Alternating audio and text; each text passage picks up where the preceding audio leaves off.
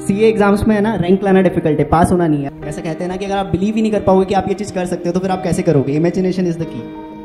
If you want to go in big 6, contact is the key. Normally हो जाता है like आप पास नहीं हुए, आपके फ्रेंड्स एग्जाम दे के आगे जा चुके हैं, आपको एक लेफ्ट आउट फील होता है कि यार ग्रुप चेंज हो गया है, बट इट्स ओके। मतलब you have to, in life आप गिव अप नहीं कर सकते at any point of time. अगर आप वैसे सोचेंगे तो आप 2 साल का 10 साल का भी गैप होगा तो आप वापस आके एग्जाम दे सकते शांति।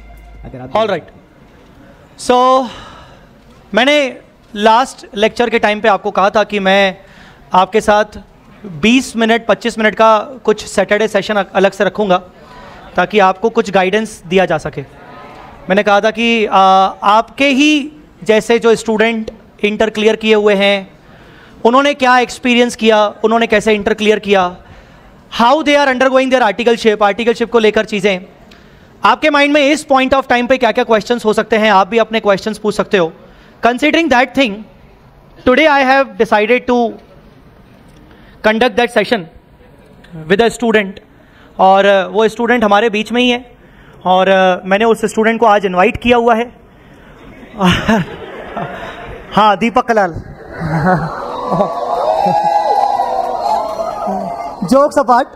सो दीपक कलाल, तुम जब इंटर निकाल लोगे उसके बाद तुम्हें बुलाया जाएगा, डोंट वरी। अभी फाउंडेशन का कुछ होगा तो तुम्हें बुलाएंगे, ठीक है। सो आज वो स्टूडेंट हमारे साथ ही हैं, वो अभी करंटली सीए फाइनल में है। He is doing his articleship in top 6 forms of India, big 6 बोल सकते हो आप उसको।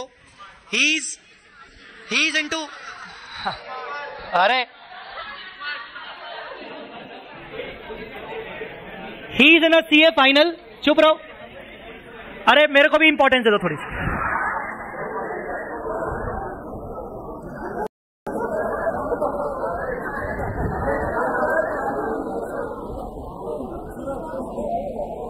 तेरे को मैंने कहा था ना इसको बुला रहे कोई।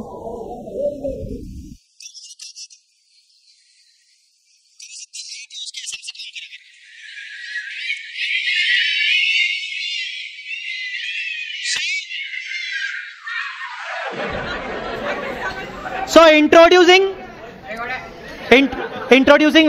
with you, like आपके साथ जो अभी आपको थोड़ा सा गाइडेंस दे सकते हैं, मैं भी उनसे कुछ क्वेश्चंस पूछूंगा। लास्ट में मैं भी आपको 5-10 मिनट दूंगा क्वेश्चन पूछने के लिए। मिस्टर यश विजय वर्गीय, आओ बेटा।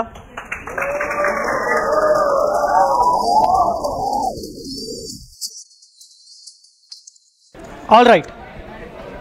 सो Yash, welcome to this show. क्या हालचाल? हाँ, thank you sir. Hi everyone. थोड़ा सा तेज बोलना पड़ेगा, ये बच्चे सुनते नहीं है ज़्यादा, थोड़ा तेज बोलना पड़ेगा। हाय। All right. ये जो तुम्हारे सामने पब्लिक दिख रही है, ये इनकी शक्ल पे मत जाना, 2-3 लोगों को छोड़कर, बाकी सब छठे हुए बदमाश हैं। सीए इंटर के स्टूडेंट हैं और अपकमिंग अटेम्प्ट जो आने वाला है उस अटेम्प्ट में ये अपने एग्जाम्स अभी देने वाले हैं। कई सारे बच्चे इनमें से सीए इंटर के दोनों ग्रुप्स देंगे होपफुली, और कई सारे इसमें से कुछ बच्चे शायद सिर्फ ग्रुप 1 देंगे जिन्होंने ऑलरेडी डिसाइड किया हुआ है। कई सारे बच्चों के वो पहले ही क्लियर कर रहा है। हाँ सर, मैं बता दूं, मुझे मत बुलाना एडवांस अकाउंट्स में, बाद में मैं नहीं आऊँगा। ठीक है। सो इनके मन में बहुत सारे सवाल होंगे, हालांकि साले ऐसे ही नालायक लोग हैं, सवाल खाए के कुछ भी सवाल नहीं होंगे इनके मन में। बट यस, आज मैंने सोचा कि हम क्यों ना कुछ छोटा सा एक सेशन ऐसा रखा जाए जिससे इनको थोड़ा सा गाइडेंस दिया जाए। Now you being a CA finalist और आर्टिकलशिप आपकी चल रही है बिग 6 में, वो भी हम उस पर बात करेंगे। तुमने अपना कोई एक्सपीरियंस शेयर कैसे करोगे तुम, मैं वो तुमसे पूछूंगा। सीए इंटरमीडिएट तुमने कैसे क्लियर किया? During the clearance of CA intermediate क्या हर्डल्स तुम्हारे सामने आए? जो हर्डल शायद आज इनके सामने आ रहे होंगे, हम उन पे कुछ बातें करेंगे ताकि देखें इनको किस तरीके से एक्सपीरियंस मिल सकता है। मैं आशा करता हूं कि आप आने वाले 15-20 मिनट बहुत अच्छे से चीज़ों को सुनोगे, क्योंकि एक चीज़ याद रखिएगा, आज अगर आपके सामने ये हैं तो ये एक्सपेक्ट करके आए कि 20 मिनट मुझे जो सुन रहा है वो सुनने वाला भी जो होगा वो सीरियसली सुन रहा है, क्योंकि आज ये है तो कल हो सकता है आप यहां पर रहें, और अगर आप यहां पर रहेंगे और आपको कोई नहीं सुनेगा तो आपको बहुत बुरा लगेगा। आपको ऐसा लगेगा यार देखो मुझे बुलाया गया है और मुझे इस तरीके से ट्रीट किया जा रहा है. सो यश, वंस अगेन वेलकम. मुझे सबसे पहले ये बताओ कि अभी आप सीए फाइनल में हो, इंटर कब क्लियर किया? मेरा फर्स्ट ग्रुप जो है मैंने जुलाई 21 में दिया था. देन सेकंड ग्रुप मैंने दिसंबर 21 में दिया था. मैंने एक एक ग्रुप दिए थे. एक एक ग्रुप दिया था आपने? जुलाई 21 में दोनों ग्रुप दिए थे, एक क्लियर हुआ कि दिया ही एक ही ग्रुप था? दिया ही एक था. एक ही ग्रुप जुलाई 21 में दिया था. फर्स्ट ग्रुप दिया था, क्लियर हो गया. फिर दिसंबर 21 नेक्स्ट अटेम्प्ट में एक ग्रुप दिया था, सेकंड ग्रुप दिया था, क्लियर हो गया. मतलब आपने एक एक करके दिया था. ओके. सो मैं थोड़ा सा पहले यश के बारे में बता दूं. सबसे पहले यश ने 2019 में सीए फाउंडेशन क्लियर किया. 2019 में सीए फाउंडेशन क्लियर किया. आई थिंक दिसंबर अटेम्प्ट में, नवंबर दिसंबर अटेम्प्ट में सीए फाउंडेशन क्लियर किया. उसके बाद थोड़ा सा रिजल्ट आया और आपको पता होगा 2020 में कोविड आ गया था. याद है आप सबको? So because of some reasons Yash ने सीए फाउंडेशन पास होने के बाद, फर्स्ट अटेम्प्ट में यश ने पास किया. उसके बाद कोविड सिचुएशन हुई, फर्स्ट लॉकडाउन, सेकंड लॉकडाउन. तो कुछ इंटरनल सिचुएशंस की वजह से यश ने सीए फाउंडेशन के बाद 1.5 साल का गैप रखा. सीए इंटर के एग्जाम्स नहीं दे पाया बिकॉज ऑफ सम रीजंस. और कोविड वाली सिचुएशन थी कि हर किसी के घर में कुछ ना कुछ सिचुएशंस चल रही थी. सो यश को कम से कम 1.5 साल का यश ने बीच में गैप रखा. और उसके बाद 19 में पास आउट होने के बाद फाउंडेशन में यश ने 2021 में, जुलाई 21 में सीए इंटर के एग्जाम्स दिए. तो यश यार एक बात बताओ, 19 में तुमने क्लियर किया, फाउंडेशन क्लियर किया, तो मोस्टली ऐसा होता है कि फाउंडेशन अपन क्लियर करते हैं, रिजल्ट आता है और सीए इंटर की क्लासेस शुरू हो जाती है. तो तुम्हारी भी ऐसे ही कुछ हुआ होगा? राइट. मेरी क्लासेस मैंने कर ली थी, क्लासेस स्टार्ट हो गई थी, बट मैं एग्जाम अपेयर नहीं किया था. तुमने क्लासेस कर ली थी पर एग्जाम अपेयर नहीं किया था. क्लासेस कौन सी, दोनों ग्रुप की कर ली थी कि एक ही ग्रुप की थी? बोथ ग्रुप्स की क्लासेस कर ली थी. राइट. ओके. सो तुम ये कहना चाह रहे हो कि बोथ ग्रुप्स की तुमने क्लासेस कर ली थी और उसके बाद तुम्हारा गैप हो गया. राइट. ठीक है. और फिर तुमने ग्रुप 1 की क्लासेस की. राइट. सो इतना बड़ा गैप जो हुआ, अब आप ध्यान से सुनिएगा इस चीज को, माइट भी शायद आगे सिचुएशन आपके साथ भी ऐसा कुछ हो जाए या फिर नहीं भी हो, तो वो गैप को कैसे इसने इन चीजों को, हर्डल्स को कैसे दूर किया. जो ये गैप हुआ उसके बाद जब तुम जुलाई 21 में एग्जाम दे रहे होगे तो तुम्हारे मन में, अगर तुम्हारे सामने दिख रहा है कि जुलाई 21 में मेरा एग्जाम है और मुझे पढ़ाई करनी है, इतना सारा गैप हो चुका है. सो तुमने ग्रुप 1 तो डिसाइड कर लिया था कि मैं एक ही ग्रुप दूंगा. सो तुमने सेल्फ स्टडी किया या तुमने कुछ पर्टिकुलर सब्जेक्ट्स की क्लासेस ली, वापस से लेनी पड़ी, या सेल्फ स्टडी किया क्योंकि गैप ज्यादा था?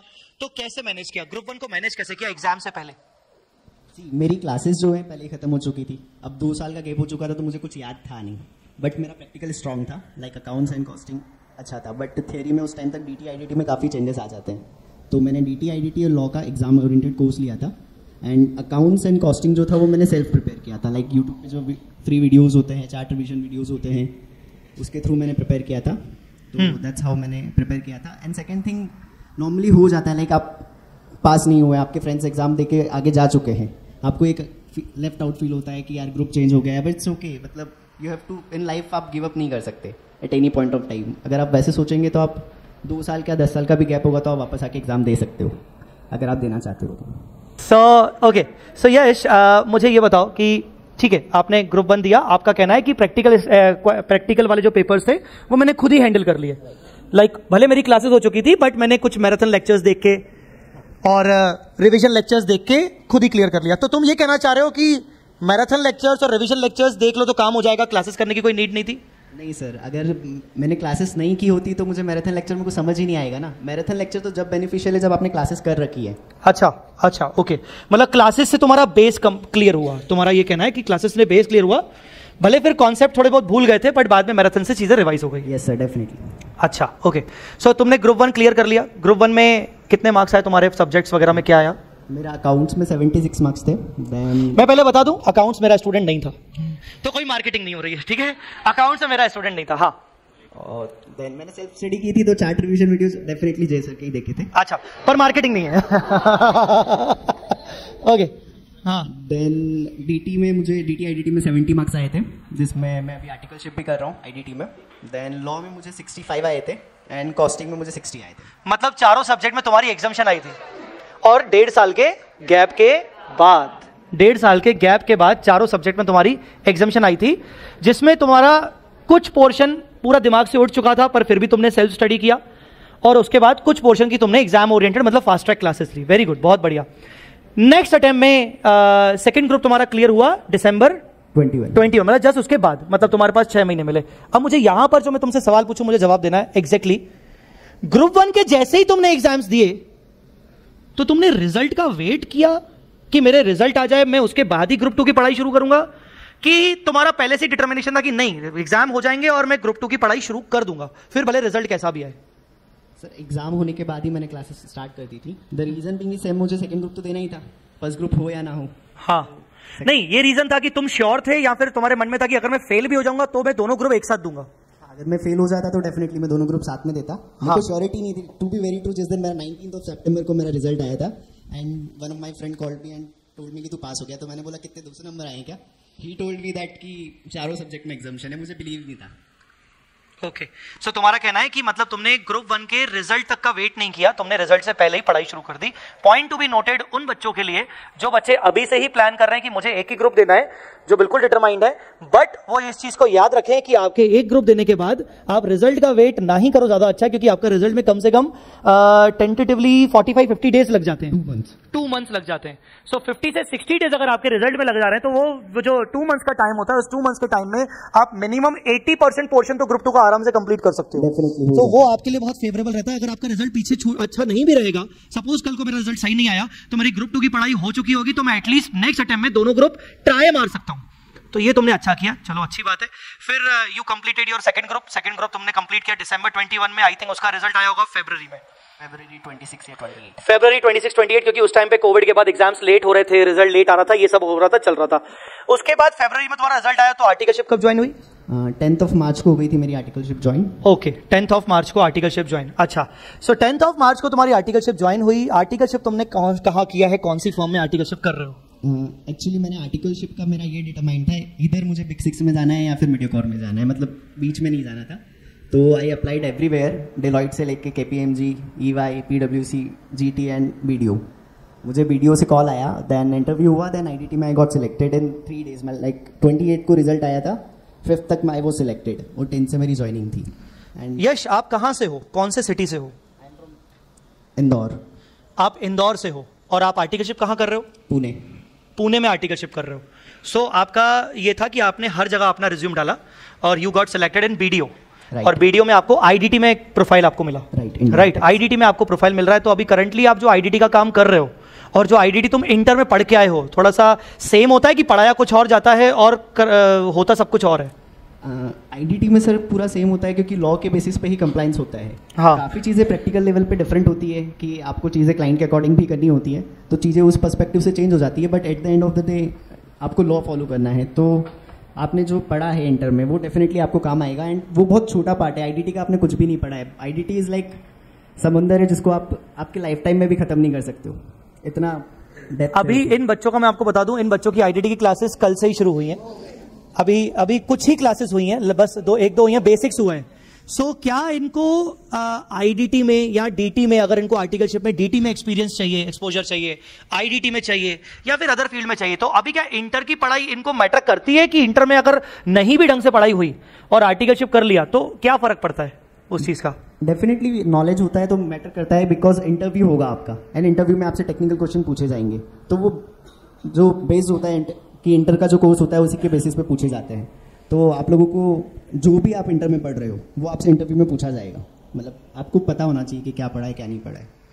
All right, okay. सो आपका कहना है कि इंटरव्यू होगा, पर जितना मैं मान सकता हूं शायद इंटरव्यू स्टेजेस और ये सब बिग 6 बिग 10 में ज्यादा होती होंगी, मीडियोकर फॉर्म में कम रहता होगा। Right. So which one is better? Big 6 big 10 में जाना बेटर रहता है, लाइक मेट्रो सिटी में आप आर्टिकलशिप करो, पुणे, मुंबई, दिल्ली, गुड़गांव और बेंगलोर और चेन्नई, हैदराबाद, इन सिटीज में आर्टिकलशिप करना बेटर है, लाइक बिग 10 में बेटर है, या फिर स्टूडेंट को अपने सिटी में रह के भी मीडियोकर फर्म्स जो होती हैं या सिटी की जो टॉप फर्म्स होती हैं, सिटी के अंदर भी बहुत टॉप फर्म होती हैं, जैसे इंदौर की कुछ टॉप फर्म्स होंगी, भोपाल की टॉप फर्म्स होंगी, ऐसे जो छोटी छोटी सिटी की जो टॉप फर्म्स होती हैं वहां करना बेटर होता है। तुम्हारा अभी तक एक्सपीरियंस क्या कहता है? Because you have joined in March 22 and अभी लगभग 6 महीने हो चुके हैं, तो तुम्हारा एक्सपीरियंस क्या कहता है?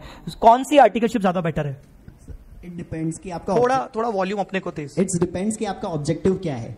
सी 2 पैरामीटर्स हो सकते हैं कि लाइक आपने सोच रखा है कि आपको फ्यूचर में जॉब ही करना है, तो डेफिनेटली आपको फिर सेकंड थॉट्स नहीं आने चाहिए, आपको बिग 6 ही टारगेट करना चाहिए। 1 सेकंड, जॉब करना है, अगर जॉब करना है तो क्या होना चाहिए? बिग 6।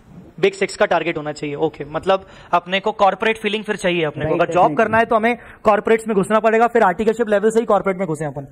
ओके, ठीक है। अगर आपको प्रैक्टिस करनी है, आपका डिसाइडेड है, तो फिर आप मीडियोकर फर्म में जाइए। तो आपको क्लाइंट लेवल पे कैसे डीलिंग होती है, कैसे एडजस्टमेंट करने होते हैं, कॉर्पोरेट कल्चर के अलावा जो चीज़ें होती हैं वो मीडियोकर में पता चलता है। ऑल राइट, सो तुम्हारा ऑब्जेक्टिव क्या है, तुम्हें क्या करना था? मेरा ऑब्जेक्टिव कि मुझे समझ नहीं आ रहा था मुझे क्या करना है, तो मैंने बिग 6 इसलिए लिया कि मुझे समझ आ जाएगा कि जॉब में तो ये होगा, और मुझे I belong to business class, तो मुझे पता है कि प्रैक्टिस में कैसे क्या चलता है, तो इसलिए मैंने बिग 6 किया था। और मुझे थोड़ा बड़े लेवल पे DT IDT करना था, तो इसलिए I think CA inter pass करने के बाद कुछ ही बच्चे ऐसे होते हैं जिनको पहले से ही पता होता है कि मुझे क्या करना है, और मैक्सिमम स्टूडेंट्स को ये पता नहीं होता है, या वो डिलेमा में होता है कि मैं क्या करूंगा, बस मैं जो करूं बस अच्छा हो जाए, बस यही होता है, राइट? सो आई थिंक तुम भी उसी कैटेगरी में थे कि तुम डिलेमा में थे कि मैं क्या करूं, तो इसलिए तुमने हर जगह डाल दिया, पर तुम्हें लकीली बहुत अच्छी फॉर्म से आ गया। सो यार एक बात बताओ, आई एम सरप्राइज कि तुम्हारा एक अटेम्प्ट में पहला ग्रुप क्लियर हुआ, दूसरे अटेम्प्ट में दूसरा ग्रुप क्लियर हुआ, फिर भी बिग 6 फॉर्म में तुम्हारा हो कैसे गया? मतलब आई थिंक ये कुछ बच्चों को सवाल होगा, आई थिंक मतलब ये एक मेंटलिटी है कि सर दोनों ग्रुप एक साथ पास होता है, सुना है कि हो जाता है, तो ये थोड़ा सा बताओ यार स्टूडेंट्स को। एक्चुअली अगर आपको रेज्यूमे जो है वहाँ पे रेफरेंस चाहिए होगा, लाइक कि आपको लिंक्डइन प्रोफाइल बनाइए, आपको कुछ ना कुछ चाहिए होगा कि आपका रेज्यूमे उनके पोर्टल पे डल जाए। कौन सी प्रोफाइल? लिंक्डइन प्रोफाइल, नाम सुना है आपने? इनको पता है, इनको इंस्टा पता है, इनको टिंडर पता है, इनको अच्छा उससे भी बड़ा लेवल स्नैपचैट पता है इनको, जहां वो कुत्ता बिल्ली बनते हैं। तो इनको पहले बताओ कि लिंक्डइन क्या है। लिंक्डइन पे जितने भी CEOs वगैरह होते हैं, HRs वगैरह होते हैं, वो बेसिकली वहाँ पे हायरिंग जो उन्हें रिक्वायरमेंट है, तो वो बिग 6 वाले वहीं पे डालते हैं। इवन बिग 6 के अलावा भी टॉप 50 की जो फर्म्स होती हैं वो लिंक्डइन पे डालते हैं, तो वहाँ से आपको मिल जाएगा। आप फॉलो कीजिए HRs को, जो ऑलरेडी वहाँ पे एज ए आर्टिकल्स हैं, एम्प्लॉई हैं, पार्टनर्स हैं, आप सबको फॉलो कीजिए, उनके थ्रू आप उन्हें कांटेक्ट कीजिए, कॉन्टेक्ट्स बनाइए। If you want to go in big 6, contacts is the key, contacts होने चाहिए। तो तुम्हारे किस टाइप के कॉन्टेक्ट्स थे? सर बिकॉज मेरा 2 साल का गैप था, तो मेरे काफ़ी सारे फ्रेंड्स कहीं ना कहीं थे, तो मुझे काफ़ी एक्सपीरियंस था, और उस कारण से फ्रेंड्स, तो मैंने अपना रेज्यूमे बिग 6 में ऑलमोस्ट एवरी सिटी में डलवा दिया था। ओके, तो ऐसा हो सकता है कि कल को अगर इन बच्चों का रिजल्ट आए और इनके कॉन्टैक्ट्स हम फैकल्टी लोगों के साथ हैं, और हम फैकल्टी लोग तुम्हें बोले कि इनका रिज्यूम आगे बढ़ाओ, तो तुम कुछ कर सकते हो? Definitely sir. अच्छा, पूछने वाली बात याद रखना। आपको कुछ क्वेश्चन पूछना है? हाँ बोलो।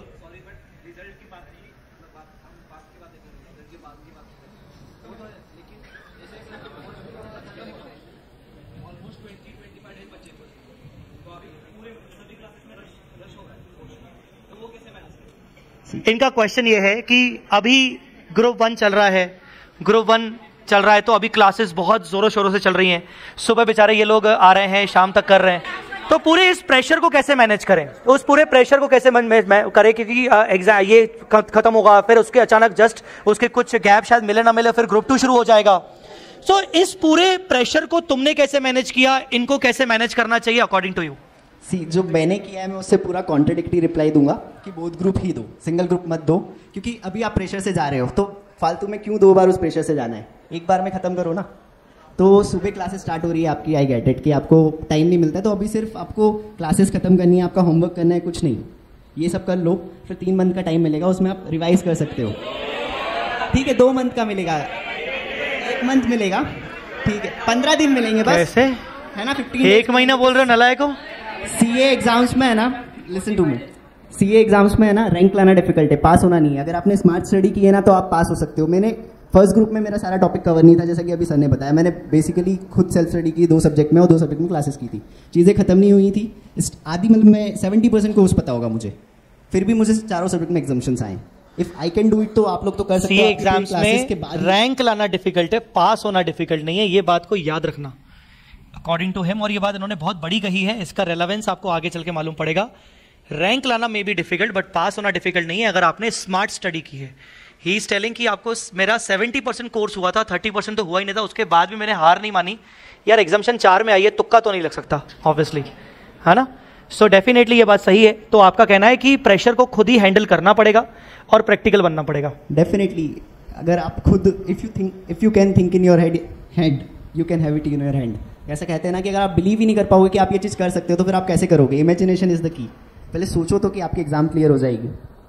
All right. सो पहले तो अपने माइंड मेकअप करना पड़ेगा कि मैं ये कर सकता हूं। अगर मेरा माइंड ही नहीं चल रहा मेरे साथ में तो शायद मैं नहीं कर पाऊं, बट अगर माइंड मेकअप कर लिया तो डेफिनेटली हम कर लेंगे। ठीक है, और ट्राई तो करना जरूरी है अपनी तरफ से। यस, हम क्वेश्चंस पे आते हैं।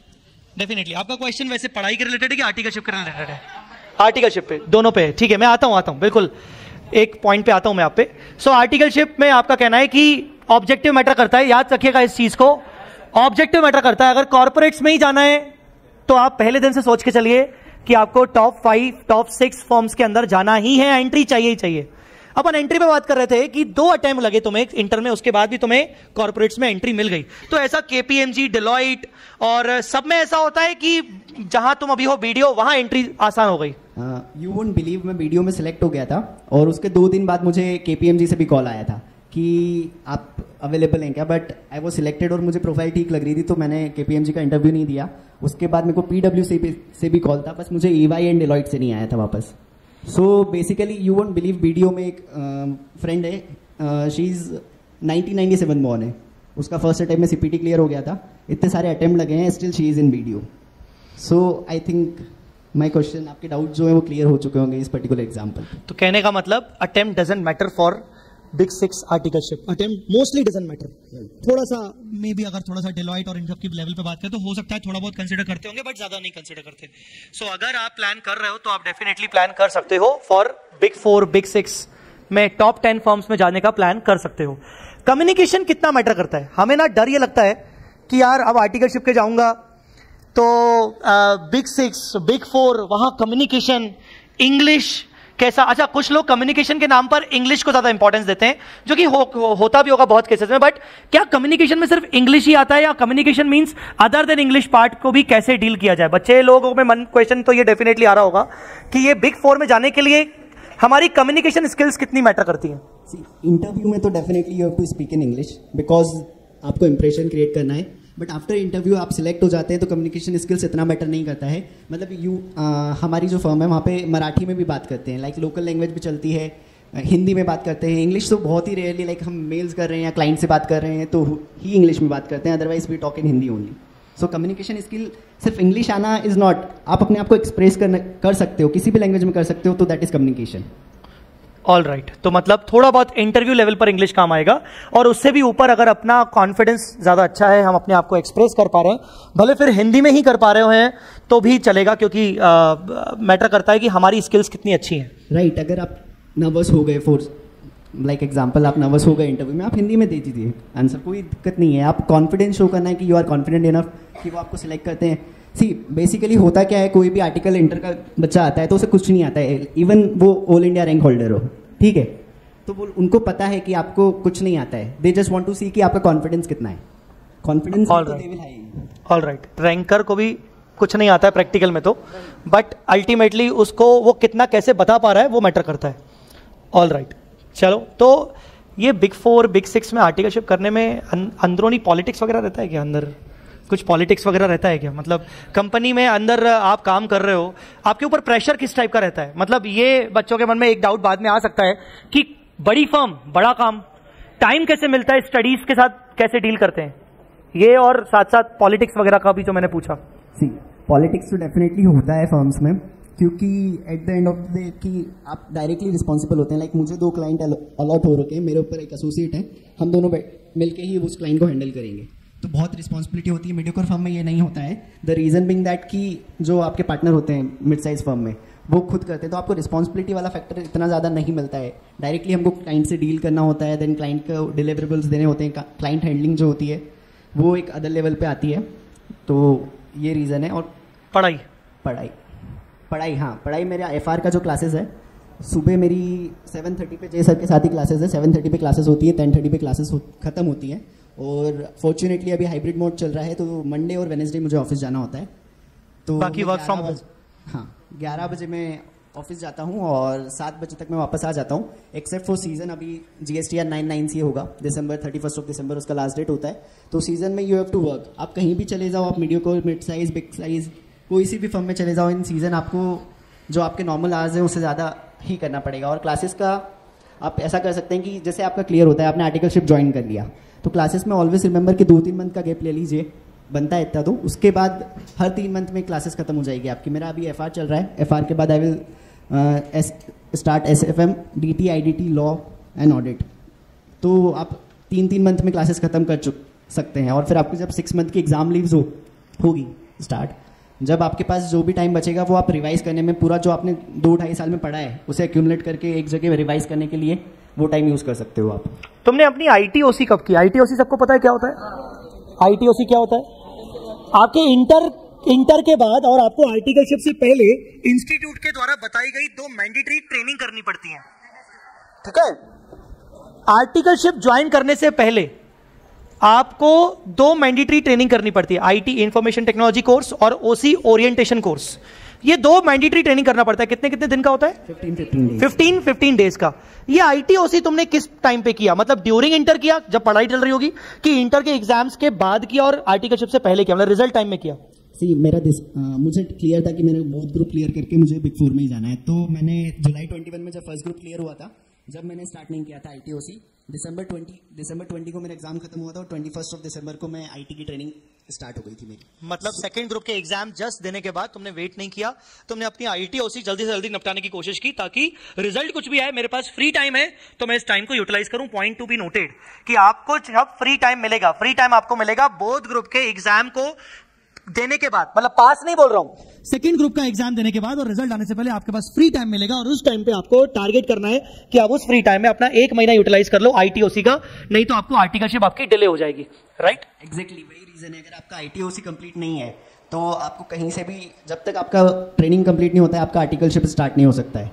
तो I have seen people like कि उनके अटेम्प्ट जो होते हैं फाइनल के, वो 6 महीने आगे बढ़ चुके हैं क्योंकि उन्होंने ITOC कंप्लीट नहीं की थी। और ITOC अगर आपको करना है तो आप इन एडवांस, जो आपका एग्जाम डेट आपको ऑलरेडी पता होती है, जिस दिन खत्म होती है 1 मंथ पहले बैचेस खुल जाती हैं, 1-2 मंथ पहले, तो आप उसमें रजिस्टर करवा के रखिए। अगर आपने मिस कर दिया, ITOC नहीं की और आपका रिजल्ट पॉजिटिव आता है, तो आपकी आर्टिकलशिप जब तक स्टार्ट नहीं हो पाएगी जब तक आप ITOC कंप्लीट नहीं करता। ऑलराइट, आपको कुछ सवाल था?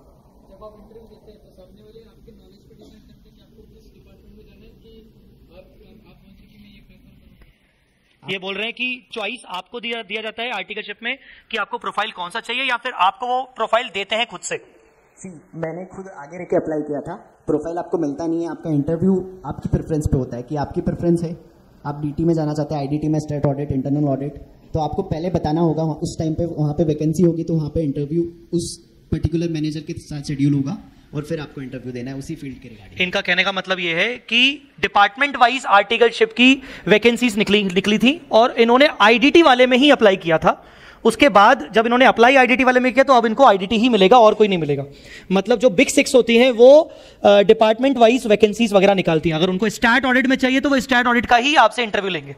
सो you have to be very clear कि अगर मैं इस ऑडिट इंटरव्यू को देने जा रहा हूं तो मुझे पहले से ही पता है कि ये प्रोफाइल ये होने वाला है, तो अगर मेरा कल को सिलेक्शन हो गया तो मुझे इसी में आगे बढ़ना पड़ेगा। उसी प्रोफाइल के क्वेश्चन पूछेंगे, सेम प्रोफाइल के क्वेश्चन पूछेंगे। अगर IDT का सिलेक्ट किया है तो अकाउंट्स का नहीं पूछेंगे, हाँ, AS का नहीं पूछेंगे। AS ऑडिट, इवन मैं IDT में सिलेक्ट हुआ था, मुझसे DT भी नहीं पूछा गया। IDT में होने के बाद भी DT का नहीं पूछा गया, ठीक है? और कोई किसी को क्वेश्चन है? कोई और कुछ क्वेश्चन पूछना चाहता है? हाँ जी।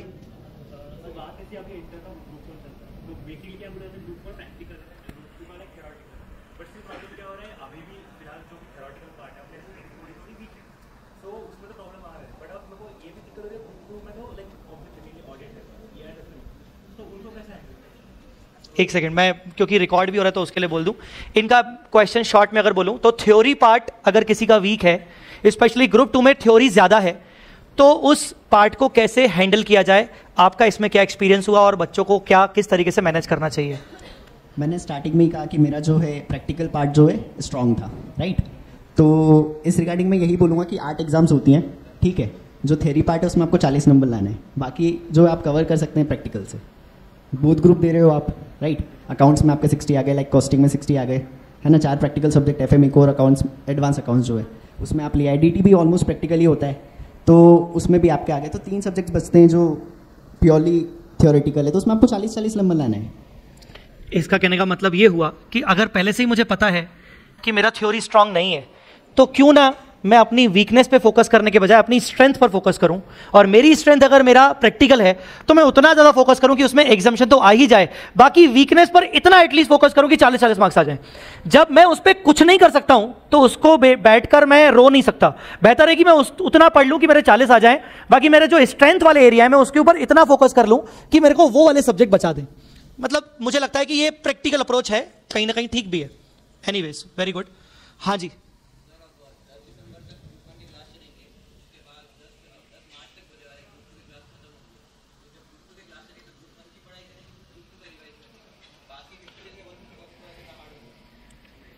इनका कहना है कि during group 2 studies, group 2 classes, group 1 हो चुका है तो मन में डर रहता है कि यार ग्रुप 1 भूल तो नहीं गए। तो ग्रुप 2 के दौरान ग्रुप 1 को कैसे मैनेज करें भी कि नहीं करें? और ग्रुप 1 करना चाहिए, हमें तो लगता है कि करना चाहिए, पर उतना सर 24 घंटे पूरे नहीं पढ़ पाएंगे, तो सर कैसे मैनेज करें? ग्रुप 1 भूल तो नहीं जाएंगे, ग्रुप 2 की पढ़ाई के साथ साथ ग्रुप 1 की पढ़ाई होना जरूरी है कि नहीं है क्या? अगर आपकी क्लासेस चल रही है ना, तो जिस चीज़ की क्लासेस चल रही है आप उस टाइम पे उसी चीज़ की पढ़ाई कीजिए। आपको पीरियड मिलेगा रिवीजन करने के लिए, और मैंने स्टार्टिंग में कहा कि 4 रिवीजन जो होते हैं, आपका फर्स्ट ग्रुप खत्म हो गया, लाइक 1 मंथ का गैप आ गया है, आप जिस दिन स्टार्ट करेंगे उस दिन कोई सा भी जो भी फैकल्टी है उसका 4 रिवीजन ओपन कीजिए, 4 रिवीजन देखिए, आपको सारी चीज़ें रिकॉल हो जाएगी विद इन अ सेकंड्स। मतलब 8-9 घंटे का 4 रिवीजन होता है मैक्सिमम, या 10 घंटे का, 10 घंटे में आपका पूरा रिवाइज हो जाएगा और आपको सारे कॉन्सेप्ट जो आपने क्लास में पढ़े थे वो आपको रिकॉल हो जाएंगे।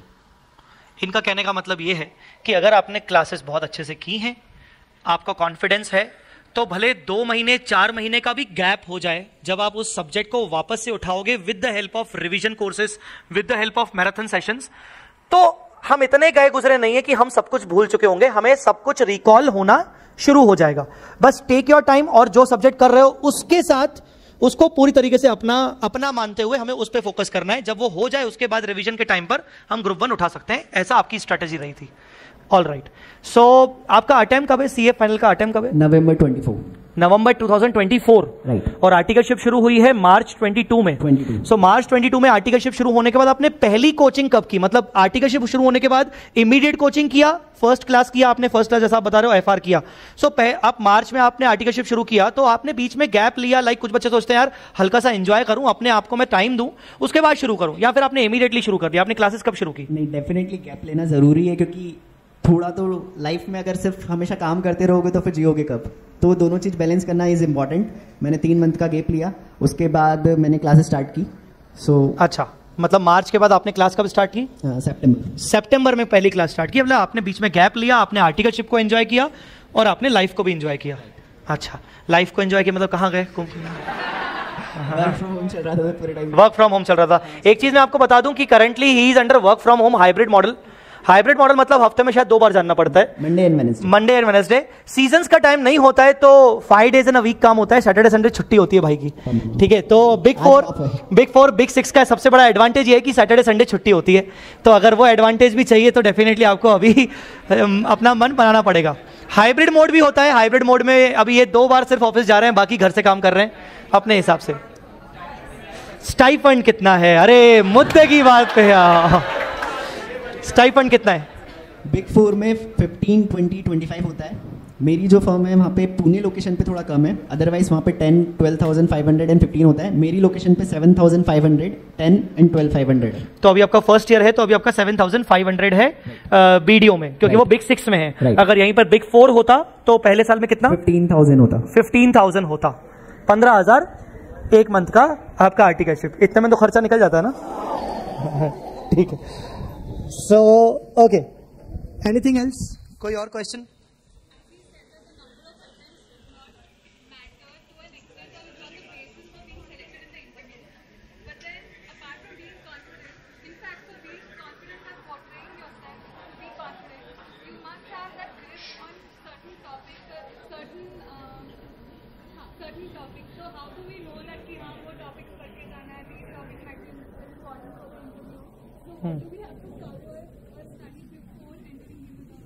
इंटरव्यू।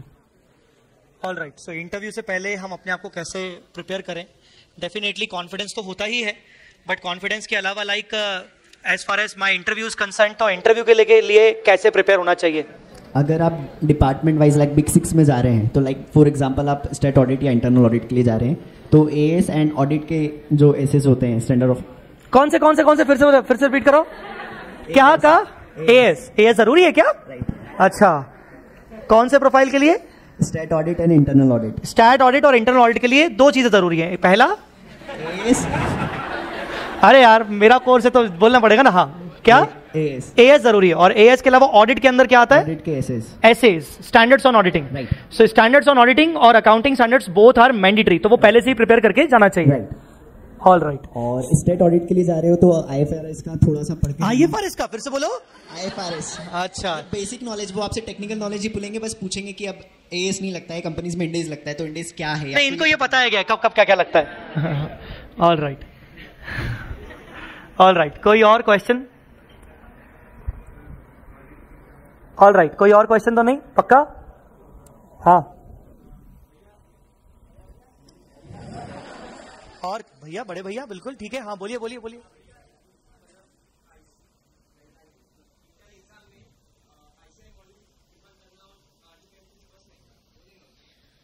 एग्जाम के लिए ICI material, RTP, MTP, pass exam paper उतना ही काफी है कि कुछ और भी चलेगा? ये भी ज्यादा बोल दिया है। ICI module is more than enough. Module में से क्वेश्चन पेपर बनता है। मैंने बोला स्टार्टिंग में रैंक लाना डिफिकल्ट है, पास होना नहीं। पासिंग मार्क्स का जो होता है, हाँ, आईसीआई मॉड्यूल, अगर मॉड्यूल बोल रहे इतना बस है ना।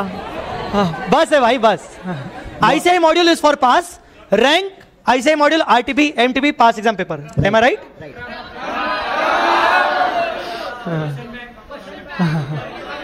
हाँ हाँ, ऑल राइट। जो सर का ट्रम्प वगैरह बना हुआ है ना, वो आईसीआई मॉड्यूल्स के बेसिस पे ही है। एफआर में भी अभी बना हुआ है, तो वो आप कंपेयर कर लेना किसी दिन। क्वेश्चंस जो है पास एग्जामिनेशन, आरटीपी वगैरह, उससे ही बनेंगे सर के।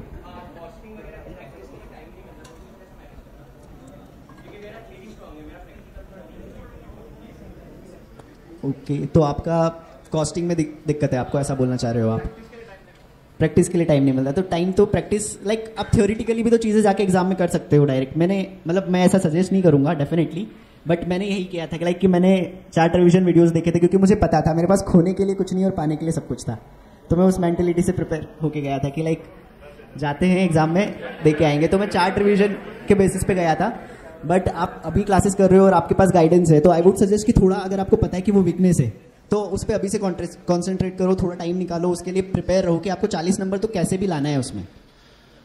कुल मिला के ये है, मैं भी इसमें बोलना चाहूंगा कि कॉस्टिंग और अकाउंट्स जैसे प्रैक्टिकल सब्जेक्ट अगर किसी के वीक है, मेरे थ्योरी बहुत स्ट्रांग है, तो बात वही हो गई जो इन्होंने उल्टा, उसका ही उल्टा इन्होंने पूछा थ्योरी वीक है, तो एटलीस्ट आप अपने स्ट्रेंथ वाले एरियाज पे काम करो, और जो वीकनेस वाले एरिया है, चाहे वो प्रैक्टिकल वीकनेस ही क्यों ना हो, आप एटलीस्ट इतना प्रिपेयर कर लो कि आपके 40 से 45 मार्क्स तो मिनिमम आ जाए। अब ऐसा तो होगा नहीं कि टोटल मिला के 15 चैप्टर हैं, तो 15 के 15 चैप्टर मुझे अच्छे से नहीं आते, ऐसा तो पॉसिबल नहीं हो सकता।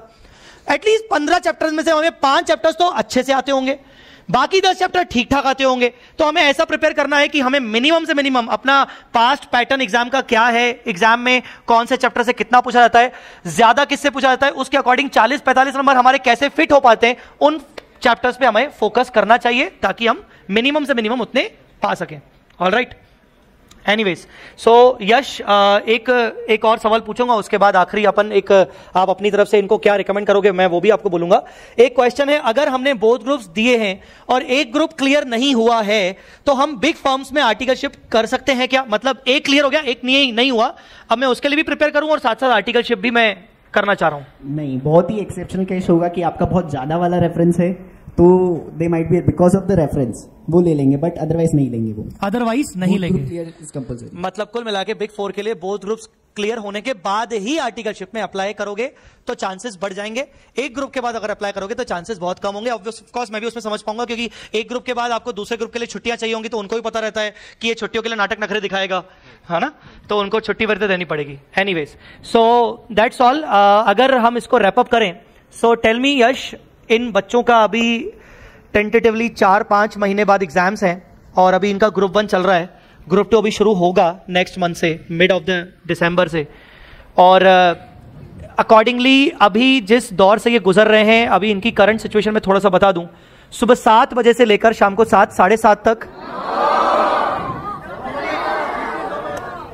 सुबह 7 से लेकर रात को 9 बजे तक, बिकॉज ऑफ सम सिचुएशन कुछ दिन के लिए 9 बजे तक, कहना है ऐसे कुछ दिन के लिए 9 बजे तक, नहीं तो वापस से 7 बजे तक आ जाएगा। Because of some uncertain events 9 बजे तक इनकी अभी क्लासेस चल रही हैं कुछ दिन तक, नहीं तो नॉर्मल तो कम से कम इनकी 7 से 7 तो रहता ही है। तो ऐसे सिचुएशन में तुम अपनी तरफ से इनको क्या रिकमेंड करोगे? एग्जाम्स को कैसे ये लोग फेस करें, तुम इनको क्या कहना चाहोगे? Like your concluding words for this session. और अगेन वहां वाले लोग भी हैं। हाँ। तो अभी 12 घंटे की क्लासेस चल रही है, राइट? तो अब डेफिनेटली आपके पास टाइम नहीं है, तो अभी बस ये करना है कि tell yourself all is well, all is well, all is well. ये टाइम है, निकल जाएगा। बस क्लासेस करो, क्लासेस में कंसंट्रेशन से चीजें क्लियर करो, ठीक है? और फिर बाद में आपको चीजें जैसे कहा चार्ट रिवीजन से रिवाइज हो जाएंगी। अभी क्लासेस खत्म करो, इसका मतलब ये मत करो कि लाइक बच्चे क्या करते हैं कि लाइक गए घर पे गए फिर और ज्यादा जाके यार सर ने आज ये पढ़ाया मैं पूरा रिवाइज कर लूँ। नहीं, होमवर्क कर लो, दैट्स इनफ आज, क्योंकि अभी 12 घंटे की क्लासेस और प्रैक्टिकली इम्पॉसिबल है। अगर आप खुद को भी टाइम देना is important, so give yourself some time, ठीक है? और जितनी एग्जाम प्रिपरेशन इंपॉर्टेंट होती है उससे ज्यादा एग्जाम में कैसे बिहेव करना, एग्जाम कैसे देना है ना, वो और ज्यादा इंपॉर्टेंट होता है। लाइक इस बात को जरूर सुनिएगा। एग्जाम कैसे देना है मैं आपको बताता हूँ। लाइक मैंने अपना खुद का एक छोटा सा एनालिसिस बना रखा है after giving exams. Like accounts and advance accounts में आपके पास क्या होता है, 6 क्वेश्चन आते हैं और एक ऑप्शनल क्वेश्चन होता है। फर्स्ट कंपलसरी होता है, एवरीवन नोज इट, ठीक है? तो मैं कभी भी पूरा क्वेश्चन पेपर फर्स्ट 15 मिनट्स में नहीं पढ़ता था।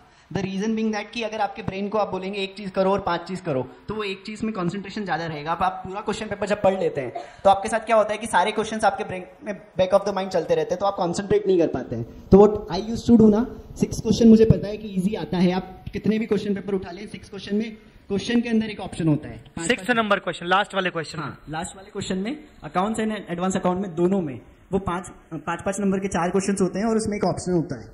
तो go for that question, directly पीछे से क्वेश्चन पेपर खोलने का और पढ़ने का। अगर 6 क्वेश्चन आपको आ रहा है उसे अटेम्प्ट करो, है ना? उसका 15 मिनट्स में उसे रीड कर लो पूरा प्रॉपर्ली। अगर नहीं आ रहा है तो फर्स्ट क्वेश्चन तो आपको इधर वे करना है, तो फर्स्ट क्वेश्चन से स्टार्ट करो। और अगर MCQ है एग्जामिनेशन में, ठीक है, तो MCQ वाले एग्जामिनेशन में आई वुड से कि स्टार्टिंग में मतलब मेरा सबका अपना अपना अप्रोच होता है। तो मेरे according what I used to do ना, मेरे लिए एक चीज़ इंपॉर्टेंट होती है एग्जामिनेशन हॉल में कि कॉन्फिडेंस क्या है, कितना क्या है। तो मैं हमेशा ये देखता था कि यार 40 नंबर लाने हैं, 40 नंबर हो गए उसके बाद देखेंगे। तो मैं MCQ अटेम्प्ट किया। MCQ में ऐसा नहीं करता था लाइक कि सारे MCQ उस टाइम अटेम्प्ट करना है। स्टार्टिंग में ओवरव्यू करा सारे क्वेश्चंस, अरे यार ये वाला तो आ रहा है, आई एम 100% श्योर, तो वो वाला अटेम्प्ट कर लिया। जो जिसमें डाउट है वो 2 घंटे बाद आता हूँ, उसके बाद करना है। बट स्टार्टिंग में अगर आपने लाइक 30 मार्क्स के MCQ और 10 नंबर आ गए तो आपका कॉन्फिडेंस अनदर लेवल पे होगा कि यार 10 नंबर तो आ गए हैं, 70 में से सिर्फ 30 लाने हैं मुझे, तो वो चीज़ हो जाएगी। और MCQ 30 मार्क्स के होते हैं, कभी भी उसे लास्ट के लिए मत छोड़िए, क्योंकि उसमें मार्क्स आपको बहुत अच्छे स्कोर कर सकते हो आप, क्योंकि आंसर वहीं होता है। तो MCQ में ये सजेस्ट करूँगा। और फिर एग्जाम में अगर कभी भी कुछ भी हो जाए, कितना भी बुरा पेपर आ जाए, 8 पेपर होते हैं उसमें से सिर्फ 1 पेपर टफ आएगा, ठीक है? सिर्फ 1 पेपर टफ आता है, ज़्यादा बुरी किस्मत रही तो 2 हो गए, इससे ज़्यादा टफ पेपर नहीं आते इंस्टीट्यूट के। अभी का आपने सुना है, अभी लास्ट में अभी कौन सा DT मतलब taxation, IDT was tough, all right, IDT was मतलब ओवरऑल टैक्सेशन की बात करें तो टैक्सेशन वॉज टफ। ओके, एक पेपर जैसा तुम बोल रहे हो, मतलब ओवरऑल अभी एडवांस का पेपर भी हो चुका है, तो एडवांस का तो बहुत इजी आया था। सो अभी तक यही ट्रेंड है, सही बोल रहे हैं कि पेपर 8 के 8 पेपर तो कभी जिंदगी में टफ नहीं आएंगे, मैक्स टू मैक्स 1 या फिर 2। हाँ, बस वो आपको पता नहीं कौन सा है। तो मैंने स्टार्टिंग में कहा 40 नंबर एग्जाम में जाने का और देखने का कि मैं 40 नंबर कैसे लेके आऊँ, बस वो करने का। कि अगर कोई क्वेश्चन नहीं आ रहा, अटक गए, तो व्हाट स्टूडेंट डू ना कि वो उसी क्वेश्चन में अटक जाते हैं। नहीं, मेरे को एक भी लगा, मेरे को डाउट्स आ रहे हैं यार इसमें ये नहीं होना चाहिए, नहीं होना चाहिए, तो 2 पेज छोड़ो, आगे बढ़ जाओ, जस्ट गो। मतलब टाइम वेस्ट नहीं करने का है। और be optimistic in exam, like कि आपको पता है कि आपको पासिंग मार्क्स लाने हैं, राइट? तो आपके पास ज़्यादा टाइम है कम चीज़ें करने के लिए। आपको क्वेश्चन पेपर में नहीं आता है, आपके पास 3 घंटे, वही रैंकर को मिलेंगे, वही पासिंग मार्क्स वाले लाने को भी 3 घंटे ही मिलेंगे। और आपको पता है कि यार ये 3 क्वेश्चन तो मेरे को नहीं आते हैं, ये 2 क्वेश्चन 5-5 नंबर वाले मेरे को नहीं आते हैं। तो वो टाइम आपका बच गया है। वो टाइम आप मेक श्योर कीजिए जो क्वेश्चन अटेम्प्ट कर रहे हैं उसमें गलती इसीलिए मिस्टेक्स ना करके आए कि फ्रीक आउट हो, कि यार फ्रीक आउट हो जाते हैं बच्चे कि यार वो 2 क्वेश्चन नहीं आ रहे हैं, उस पर ध्यान मत दो। जो चीज़ आती है उसको ठीक करके आओ। That's a very good thing, मतलब ये चीज़ बहुत अच्छी अप्रोच है। मान लो पूरे क्वेश्चन पेपर में ए बी मिलाकर कुल मिला के 12 क्वेश्चन हैं, और मुझे पहले ही दिख गया कि ये 3 क्वेश्चन तो मुझे आते ही नहीं है, तो मैं उसके बारे में सोच के क्या ही कर लूंगा, जब मुझे आते ही नहीं तो बात खत्म। 3 घंटे उस व्यक्ति को भी दिए गए जिसको पूरे 12 क्वेश्चन आते हैं, और 3 घंटे मेरे पास भी हैं जिसको 9 क्वेश्चन आते हैं। तो टेक्निकली हर एक क्वेश्चन के लिए मेरे पास ज्यादा मिनट्स मिल गए। सो मुझे तो बल्कि और अपना 100% या 200% देना है उन 9 क्वेश्चन के लिए। मैं क्यों गिन रहा हूं कि मुझे 12 क्वेश्चन करने हैं? मुझे तो ये गिनना चाहिए ना कि मुझे 9 क्वेश्चन करने हैं। और अगर मुझे 9 क्वेश्चन करने हैं तो मैं तो शायद अपना 100 क्या, मैं अपना 200% दूंगा, क्योंकि अब मेरे पास कम हो गए क्वेश्चन, तो मेरे पास टाइम बढ़ गया। टाइम बढ़ गया तो मैं और अच्छा लिख के आऊं, ताकि किसी भी तरीके से 40-50 मार्क्स तो मैं अपने सेव कर ही पाऊं। That's a very good strategy. If हमें क्वेश्चंस कम आते हैं, हमें कुछ क्वेश्चंस नहीं आते हैं, तो उनके बारे में बिल्कुल नहीं सोचने का, फ्रीक आउट नहीं होने का कि यार अरे ये नहीं हो रहा है, ये नहीं हो रहा है, ये नहीं हो रहा है। उस चक्कर में हम अपने अच्छे वाले क्वेश्चंस को भी बुरा करके आ सकते हैं। बेटर है कि पहले से ही प्रिपेयर होके जाएं। That's great. और जब ये क्वेश्चन जो आपको आते हैं वो अटेम्प्ट कर लिए, उसके बाद कोई भी क्वेश्चन एग्जाम में छोड़ के नहीं आना। ऑप्शन वाला छोड़ दो, बाकी क्वेश्चन को अटेम्प्ट करके आना। आपने जितना सही करा है ना, लाइक आपको 1 नंबर भी मिलेगा, बट मिलेगा 1 नंबर इज इंपॉर्टेंट। आप कोई भी क्वेश्चन मत छोड़ के आओ। मेरे पास मेरी एग्जाम शीट्स हैं, मैं आपको शेयर करूंगा, तो आप उसमें देखना May 21 का जो क्वेश्चन पेपर लेना और मेरे आंसर्स देखना कि मुझे बहुत सारी चीज़ें नहीं आती थी, बट मैंने उन्हें अटेम्प्ट किया है। और अटेम्प्ट में भी आप लैंग्वेज पढ़ेंगे ना, लाइक नॉर्मल लैंग्वेज लिखी है मैंने, कोई ऐसी लॉ में आप देख लीजिएगा, तो आप उस बेसिस पे देखेंगे तो छोड़ के नहीं आना, कुछ भी हो जाए जो आता है। मतलब आप 12 साल हो गए हैं, आपको 12th क्लास हो गई है, आपने फाउंडेशन दिया है, इंटर की क्लासेस की, तो थोड़ा बहुत तो नॉलेज होता ही है कि आप उससे रिलेटेड कुछ तो लिख सकते हो, तो लिखो, उसमें मार्क्स मिलेंगे आपको। ग्रेट। तो मुझे आप ज़रूर अपनी कॉपी शेयर करिएगा। अगर मुझे मौका मिलेगा तो मैं इन बच्चों के साथ कभी आगे इनको कॉपी वगैरह दिखाऊंगा। नहीं, अभी शेयर नहीं करना है।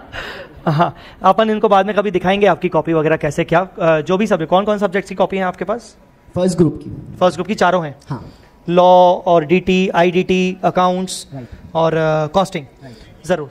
सो आपके साथ मैं शेयर करूंगा, क्योंकि एग्जामिशन वाली कॉपीज़ हैं और कहीं कहीं बोल रहे हैं कि मैंने थोड़ा बहुत हल्का फुल्का भी लिख के आया, ज़्यादा आता नहीं था तो भी लिख के आया, मार्क्स मिले हैं। ये भी एक अपना एक्सपीरियंस आपको बताएंगे कॉपी में। So that's all. Thank you so much Yash. I hope कि कुछ चीज़ें ज़रूर आपको क्लियर हुई होंगी। क्या कहते हो आप? हाँ, आई होप कि ये सेशन से थोड़ा बहुत तो आपको कुछ नॉलेज मिला होगा कि आफ्टर इंटर आपको कैसे करना है, इंटर के दौरान आपको कैसे मैनेज करना है, right? So once again please big round of applause for Yash. Yash, thank you so much time निकालने के लिए, क्योंकि अभी आपका सीजन चल रहा है, आपने मुझे बताया था, और सैटरडेज में आपको छुट्टी मिलती है, बट आज सैटरडे पे आपका वर्किंग चल रहा है आपका शायद? हाँ, मतलब 9-9C चल रहा है, तो लाइक थोड़ा वर्क है। 9-9C मतलब जीएसटी का एक रिटर्न जाता है, 9-9C एनुअल रिटर्न जाता है। जीएसटी ऑडिट कह सकते हैं उसे। ऑडिट कह सकते हैं, जीएसटी का ऑडिट का भी टाइम चल रहा है, तो अभी उन्होंने टाइम निकाला। आपका एरिया किस एरिया में, पुणे में कहाँ पर है ऑफिस? कल्याणी नगर। कल्याणी नगर यहाँ से कितना दूर है? यहाँ से 15 किलोमीटर एटलीस्ट होगा। उन्होंने इतना टाइम निकाला, तो अगेन प्लीज 1 बजे आया हूँ।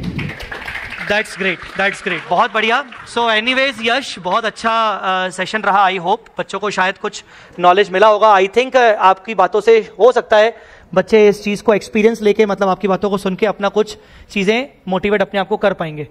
M I right? That's very good. Thank you so much, thank you so much for the session.